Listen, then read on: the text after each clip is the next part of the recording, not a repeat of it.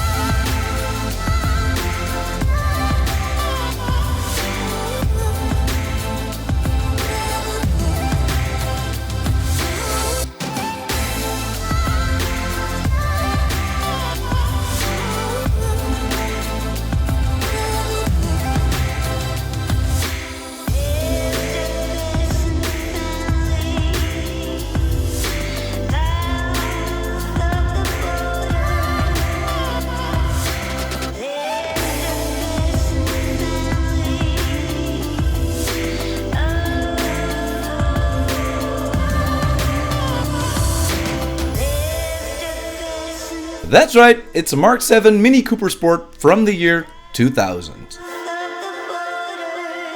So as you can see, it's a Tahiti blue one with the white stripes and the white roof.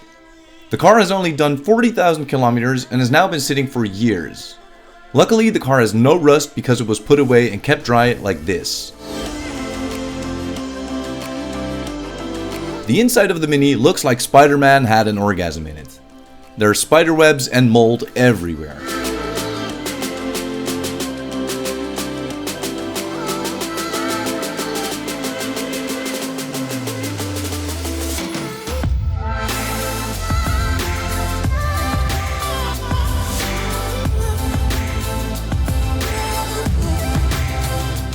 So when initially put away, it was running perfect. But over the years it unfortunately developed an overheating issue, and I don't know why.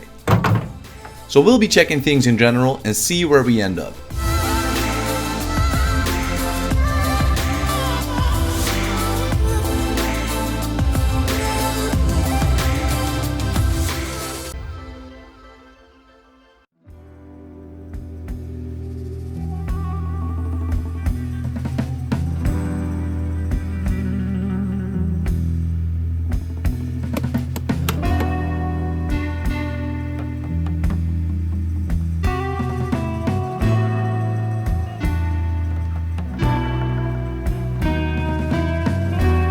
So first I took a look at the air filter and it looked in very good shape.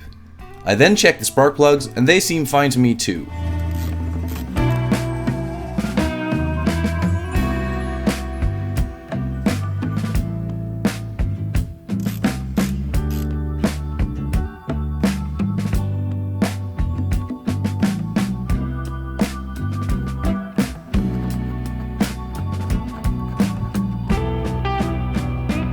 So the coolant was completely empty and I found this brown sludge at the bottom of the coolant reservoir. Seems like bad news to me.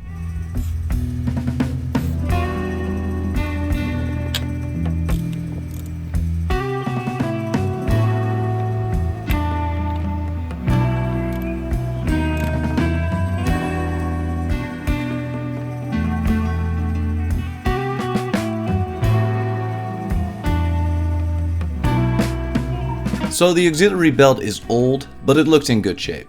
So then for the oil. I remember the car had its service done shortly before I stopped driving it. The oil level is bang on in the middle and it looked pretty clean to me. Because it's old though, I'll probably change it out later anyway.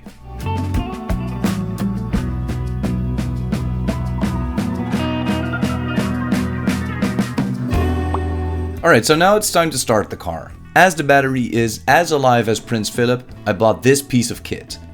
It's a jump starter made by TacLife, a really nice piece of kit. Connect it to your dead battery, hit the green button and let there be life.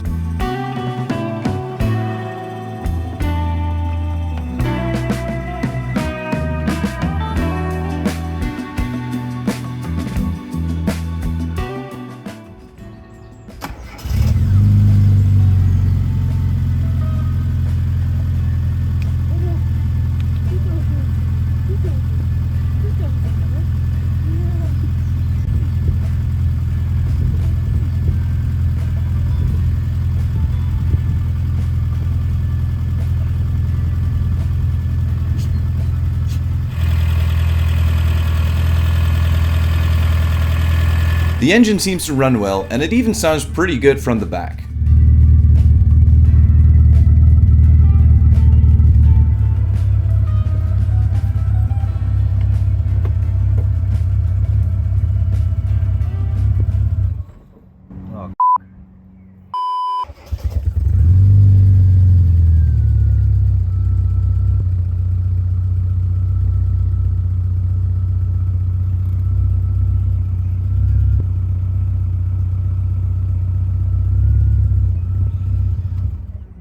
Although the clutch biting point seems to be a bit early, it seems to run fine in gears. Alright, so now for the cooling system. I figured to replace most parts of it as well as to clean things up. I want to know if the thermostat is still working. So I started by removing the thermostat housing and the thermostat.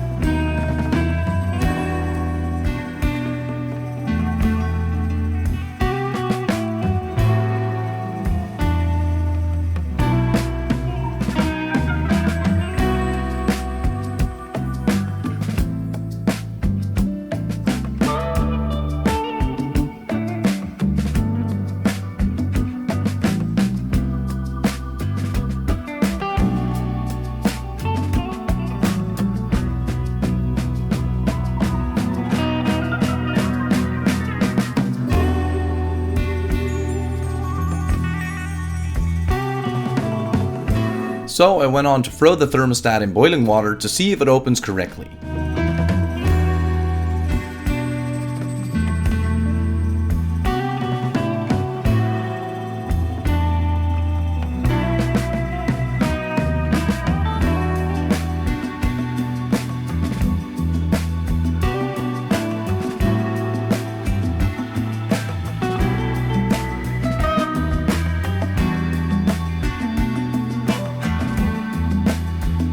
As you can see, the thermostat opens and closes correctly.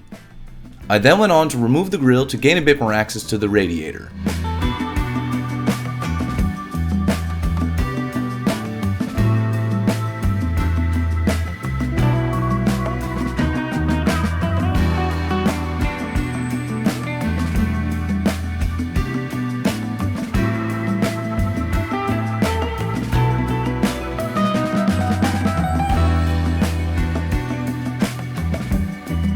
I then went on to clean the filthy coolant reservoir.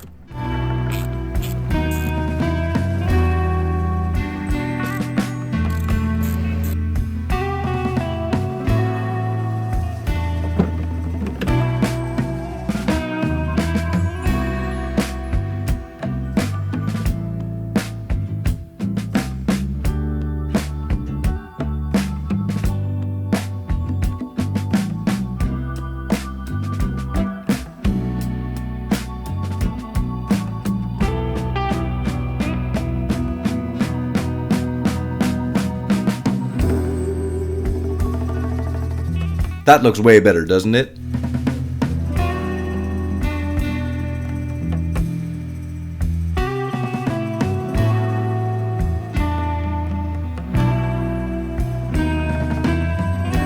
So then it was time to disconnect the coolant hose on the bottom of the radiator in order for me to flush the system.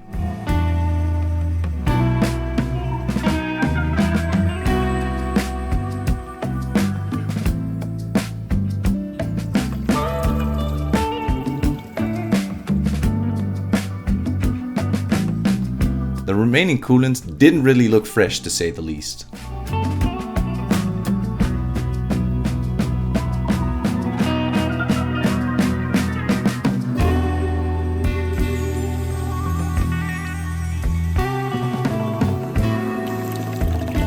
So I flushed the system with a garden hose multiple times and took samples until the water started to come out relatively clean.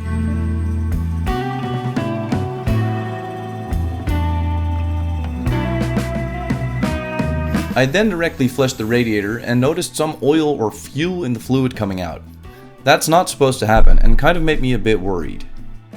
So then it was time to remove the auxiliary belt and the coolant pump so that I can replace both.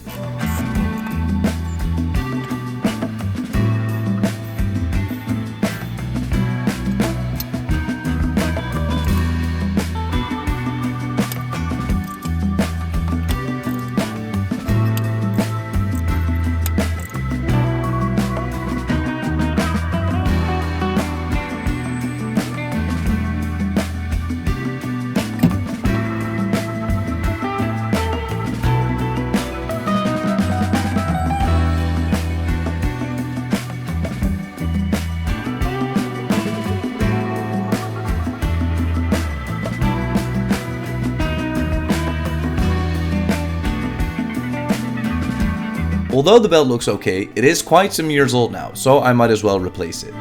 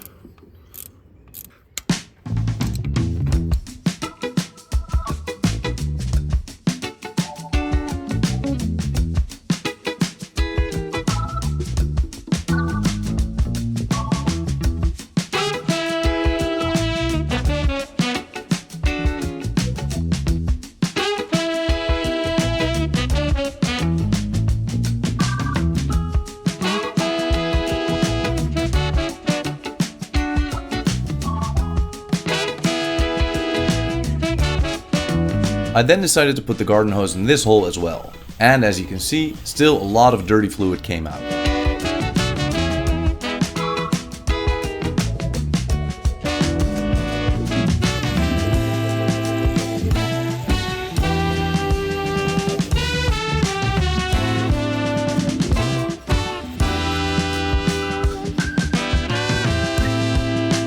So after removing the old gasket of the coolant pump, and after cleaning up the bolts thereof, let me show you the parts I bought for the Mini.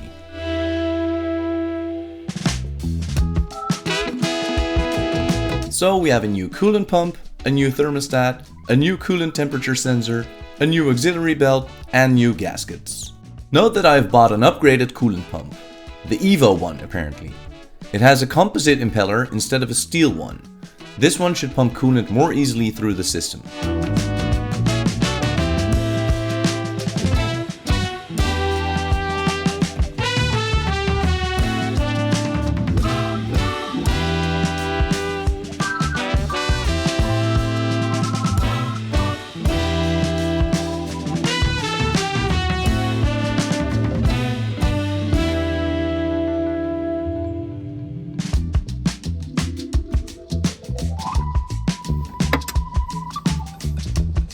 Uh-oh.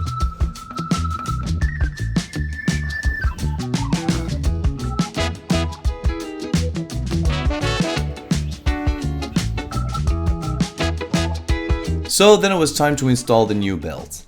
This one was way more tight than the old one, so I had to adjust the tensioner pulley.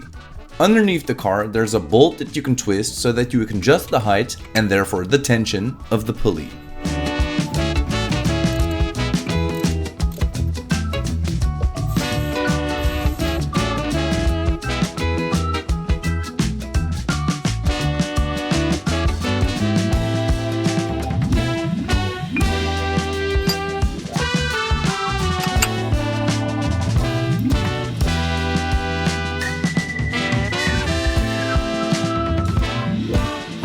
First I loosened it to get the coolant pump pulley back in, and then tightened it back down until the travel of the belt was around 6 to 8 millimeters from this point on.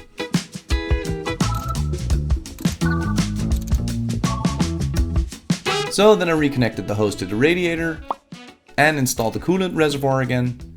Then it was time to clean the thermostat housing contact area and install the new thermostat, gasket, sensor and cleaned out thermostat housing.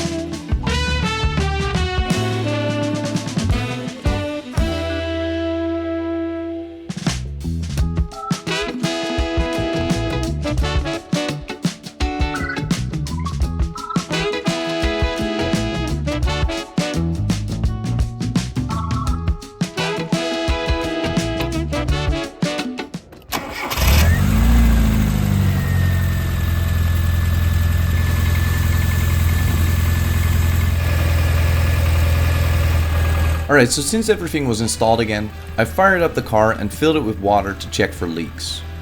Luckily, there were no leaks. Alright, so while we're at it, I'm also going to change out the valve cover gasket as it seems to sweat slightly.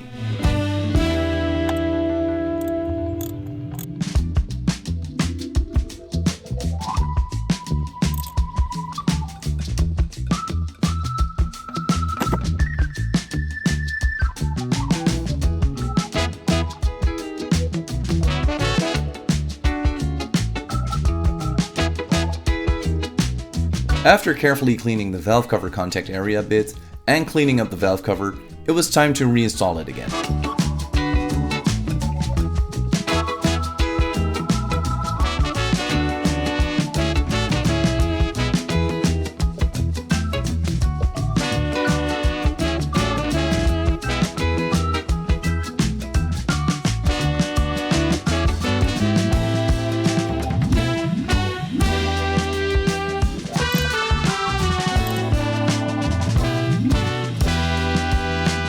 Alright, so after letting it run earlier for a bit, I decided to flush it once more and again a lot of dirty fluid came out.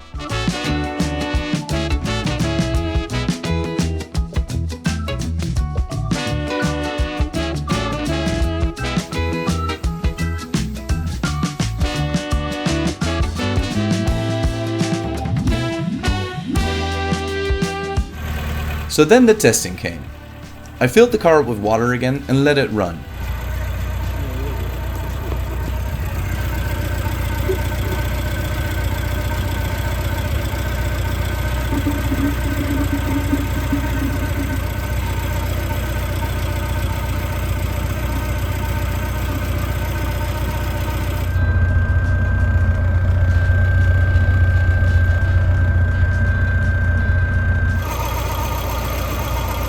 Eventually the water started boiling, so I put on the reservoir cap.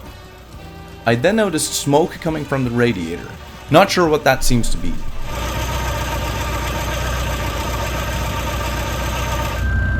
Note that during all this I had the heater on maximum heat and the temperature of the coolant stayed in the middle the whole time.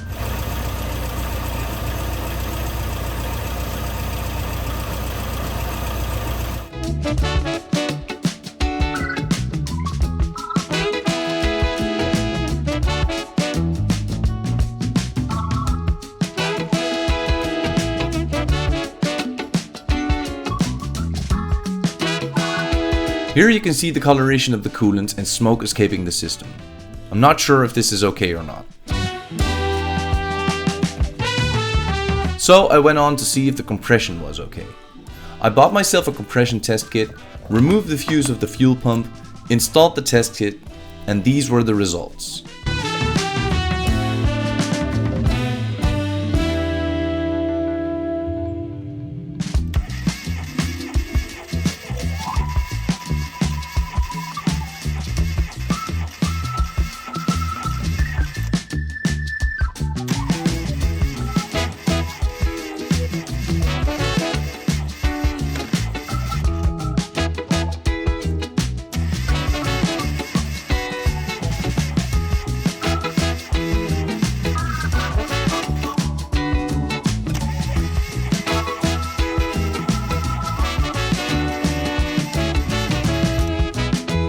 I believe having relatively even results is a good thing. The engine looks to be healthy, but correct me if I'm wrong. Alright, so that's it for part 1. As you can see, I have no idea what I'm doing, but I hope to fix this overheating problem in the future. If you have any ideas or suggestions, let me know and I'll look into it. I really hope me and you, my 1 million subscribers, can get this car going again. For now, thank you for watching and see you next time!